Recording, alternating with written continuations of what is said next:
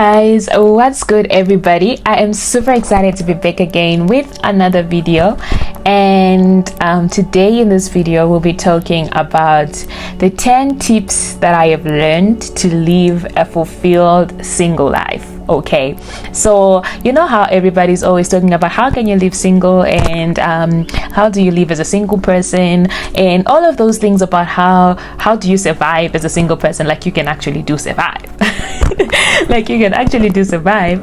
And last week, I think in the last video, I shared about how I was gracefully broken and God just took away the crutch of a relationship that I thought was going to last me forever.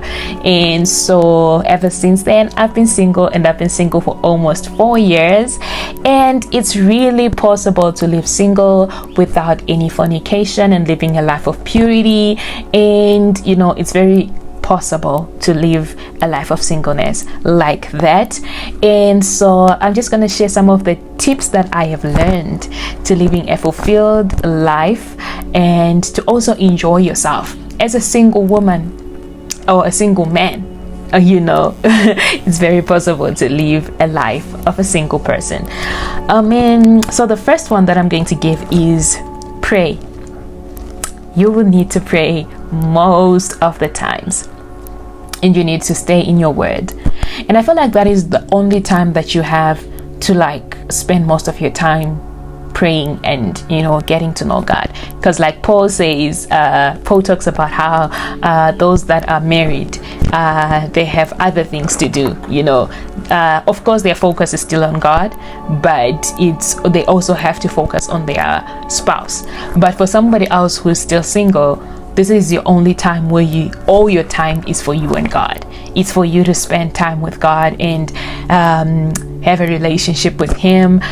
Spend time getting to know God. Spend time, you know, getting to pray. So I feel like that is one of the things that I can start with, is prayer is very important.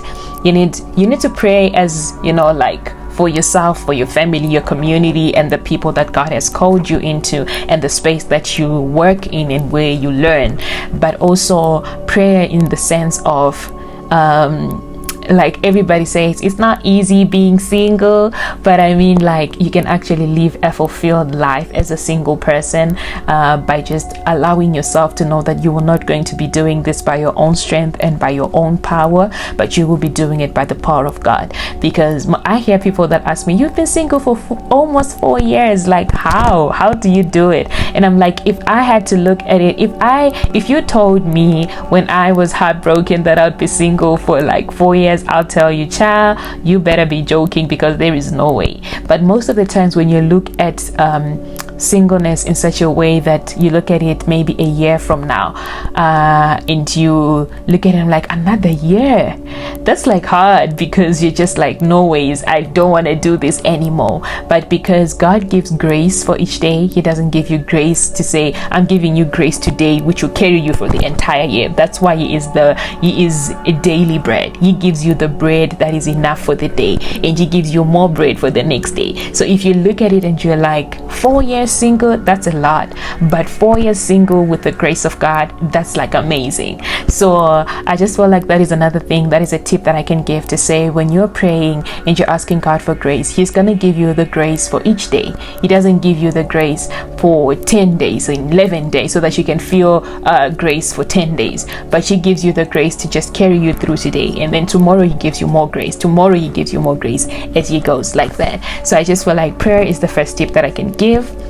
And then the second tip is have friends with the same values. So if you're a single person, you need to try and surround yourself with friends that are also single and they have the same values as you. People maybe that are also on their journey of walking in singleness and also walking in purity. If you're someone who is walking in singleness and desiring to also walk in purity, you should also surround yourself with those kind of friendships that will help you not to fall. Because if you're someone who say, I'm single and I also want to, I also want to keep myself and keep my body not only for marriage, but to also, to keep yourself for honoring God with your body, for honoring God, because our reverence is to God and not to the spouse that you will have.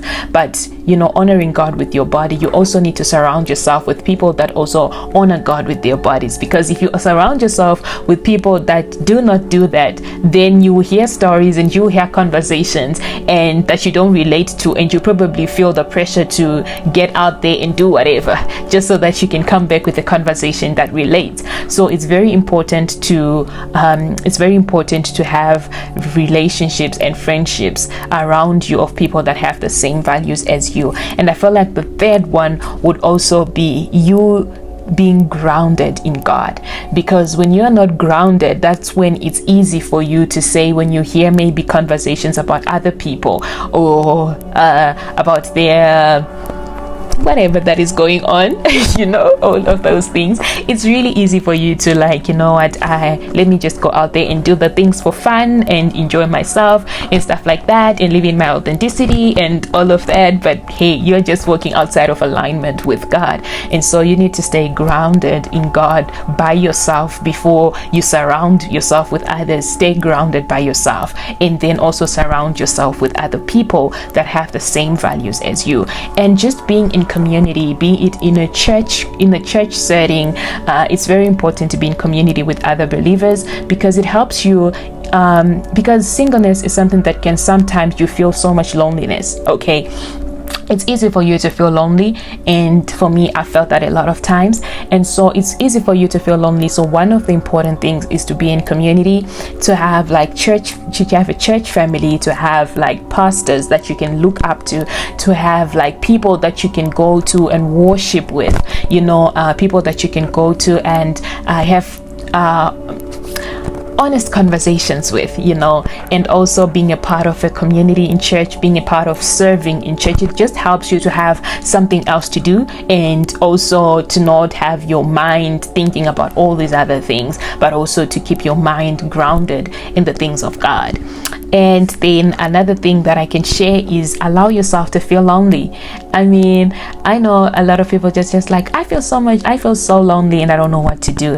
And one of the things that has helped me is that I've allowed myself to feel lonely. I've allowed myself to feel the feelings that I feel, because I hear people, they're like, you don't have God if you keep on feeling these kind of things, you need to pray, you need to fast and all of that. But I'm like, I'm still feeling lonely in as much as I'm praying and fasting, but I'm still feeling lonely. So one of the things that I've learned is that you need to allow yourself to feel lonely, allow yourself to feel frustrated, allow yourself to cry if you have to, because for me, I'm burst in tears. I'm like, God, come on, you need to be serious, okay? Time is running out, and you need to be serious. But one of the things that I've also learned is just allow yourself to feel the feelings of loneliness, the feelings of pain of the place where you are, but don't allow those feelings to consume you. Allow yourself to feel, but also rise above the feelings. The one person that I love is David. In the book of Psalms, you see that David expresses a lot of his feelings, a whole lot of his feelings.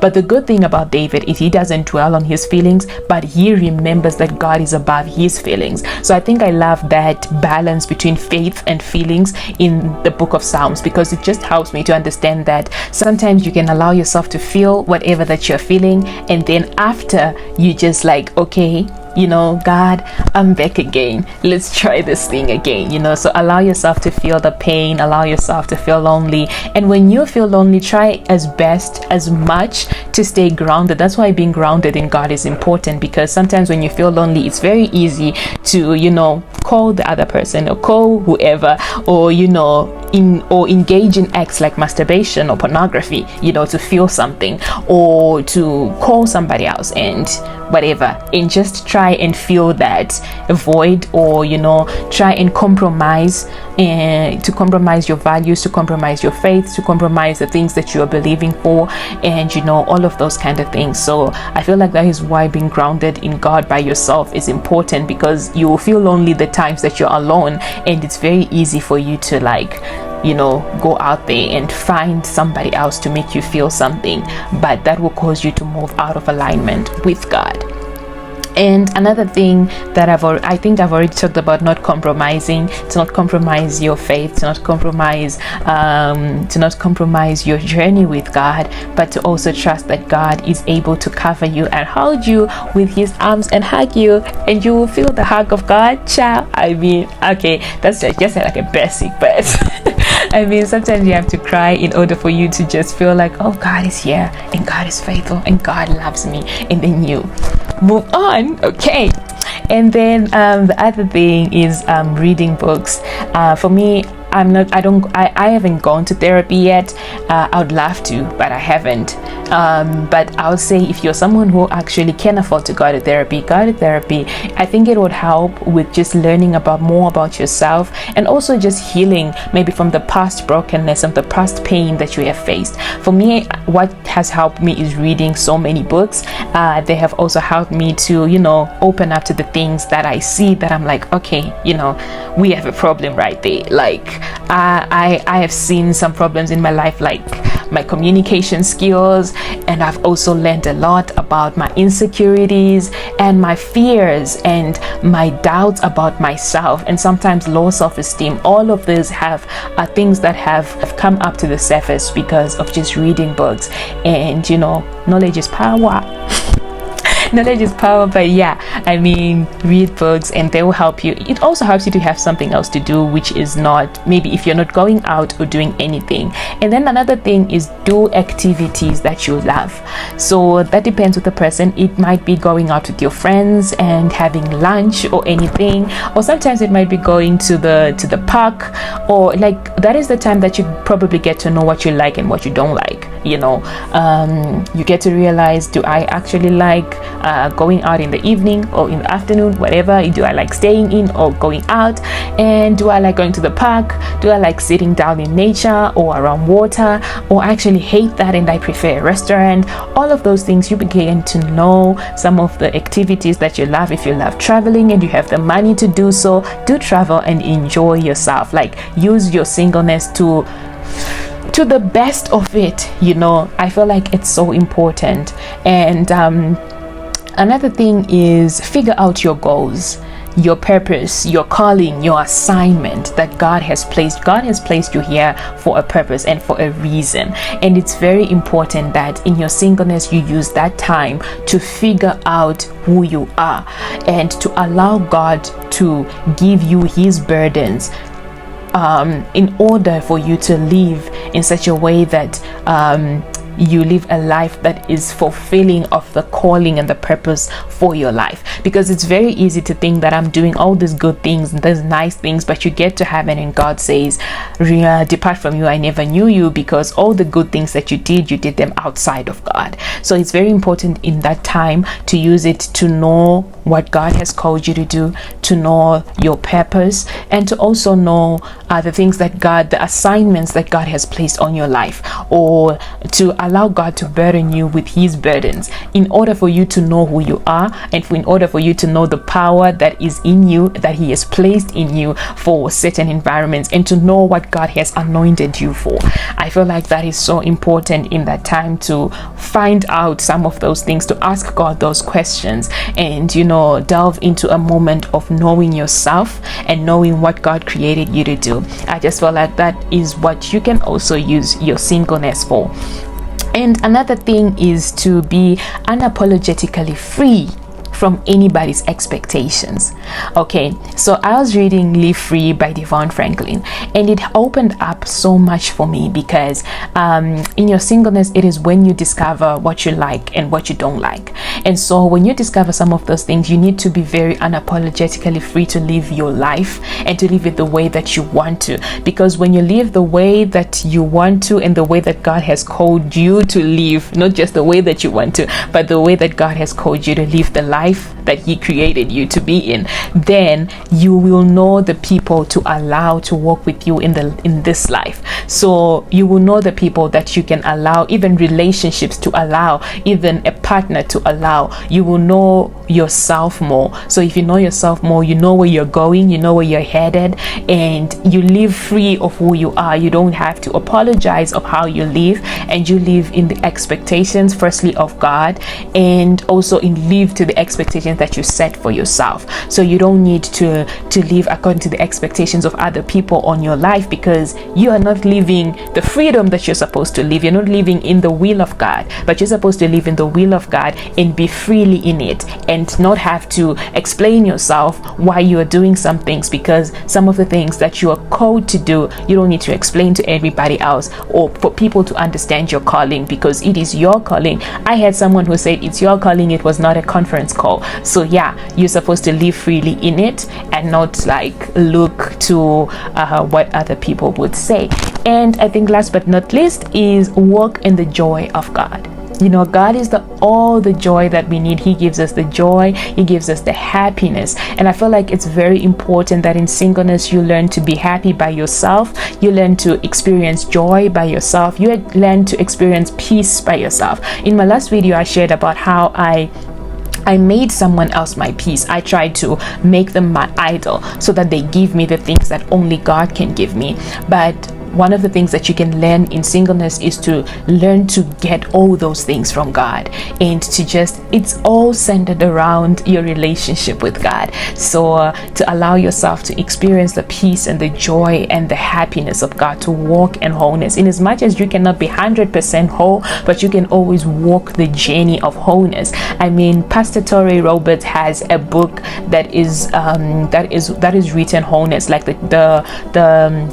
the cover of the book is wholeness, and it has helped me to understand the journey of wholeness, that in as much as I cannot get to 100% whole, but I can still walk the journey of being whole, and you know, and enjoy that even if when the other person comes, you are not expecting them to be something that you don't have already, because you're already living in the wholeness of God, and you're already living in the comfort and the love of God. So yeah, that is what I can share about some of the things that I have learned in how to live a fulfilled and satisfying life as a single person. And also to not compare yourself and compare your life, because it's very easy to compare when you see other people in relationships or people that are married and they are enjoying their life. It's very easy to sit down and sulk and be like, God, when? God, my life. God, like this. God, I'm tired. All of those things. It's okay for you to feel tired. It's okay for you to be like, God, I also want this. But also to just remember that you cannot compare yourself, because the moment you compare yourself,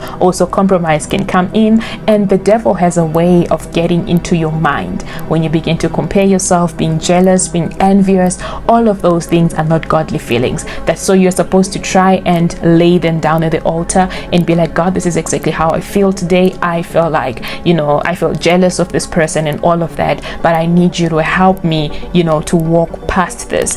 And because comparison is a thief of joy in everything, be it in a career, be it in a path where you're going, be it also in relationships. Just comparison by itself is a thief of joy. So for you to have all the joy that you need not to compare yourself with other people. And most of the times, as a single person, you might compare the highs of marriage and relationships to the lows of singleness. So it's very easy to say, when you're experiencing the lows of singleness, it's easy for you to compare with the highs of marriage or relationship, but it also has its downs. So I feel like as long as God has you in the season, enjoy it, live in it fully, and experience it. And also say, God, what do you want me to learn in this season? What are you teaching me in this season? Who do you want me to become in this season, in order for God to bring together everything that He wants to do, so that when He gives you a spouse, you already know the kind of person that you are supposed to have in your life, or the kind of characteristics that you're supposed to have, that they are supposed to have, or the values they are supposed to have.